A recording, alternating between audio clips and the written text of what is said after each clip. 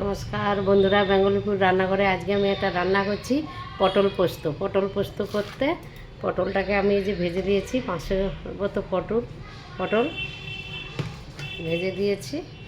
কী কী দিচ্ছি: পেঁয়াজ কুচোনো, লঙ্কা গুঁড়ো, পোস্ত বাটা, হলুদ, তেল, নুন, কাঁচা লঙ্কা, কালো জিরে।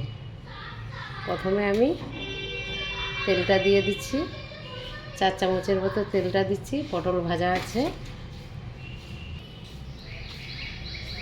1 চামচের মতো কালো জিরে দিয়ে, 1/2 চামচ অল্প করে কালো জিরে দিয়ে দিচ্ছি। তারপর হচ্ছে কাঁচা লঙ্কা দিয়ে দিচ্ছি, তেলের পরে কাঁচা লঙ্কা দিয়ে দিলাম। এবার আমি একটা গোটা পেঁয়াজ কেটে রাখছিলাম দিয়ে দিলাম, গোটা পেঁয়াজ। এবার আমি এটা ভেজে নেব। এবার আমার ভাজা হয়ে গেছে। এবারে 1 চামচ লঙ্কা গুঁড়ো দিয়ে দিচ্ছি, 1 চামচ হলুদ গুঁড়ো দিয়ে দিচ্ছি, স্বাদ মতো নুন দিয়ে দিচ্ছি।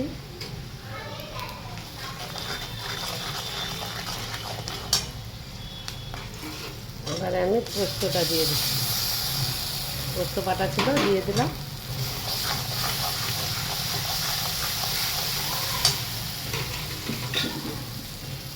এবার আমি জল দিয়ে দিচ্ছি।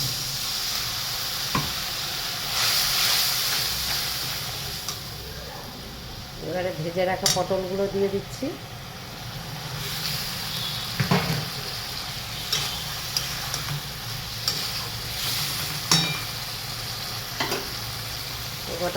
গোটা গোটা পটল খোলা করে দিয়েছিলাম, দিয়ে গোটা গোটা পটল ভেজে রাখছিলাম দিয়ে দিচ্ছি। আমি জল দিয়ে দিলাম, দিয়ে এবারে আমি ঢাকা দিয়ে দিলাম। নুন হলুদ দিয়ে ভেজে রাখছিলাম, ঢাকা দিয়ে দিলাম। স্বাদ হওয়ার জন্য 1/2 চামচ চিনি দিয়ে দিচ্ছি, স্বাদ হওয়ার জন্য।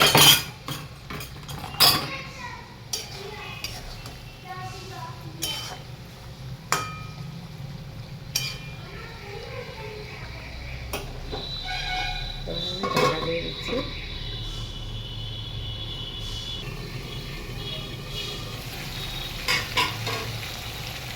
আমার পটল পোস্ত হয়ে গেল। আমি এবার গ্যাসটা অফ করে দেবো। আপনারা এভাবে করবেন, আমি যেভাবে করলাম আপনারা করবেন এভাবে। এবার কত সুন্দর হয়ে গেছে।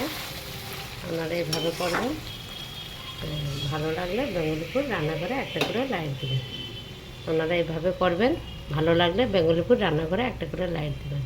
কত সুন্দর হয়ে গেছে। আমি গ্যাসটা অফ করে দিয়েছি, দেখুন কালারটা কত সুন্দর হয়েছে। আপনারা এভাবে করবেন, ভালো লাগলে বেঙ্গলিপুর রান্নাঘরে একটা করে লাইক দেবেন। গোটা পটল দিয়ে পোস্ত।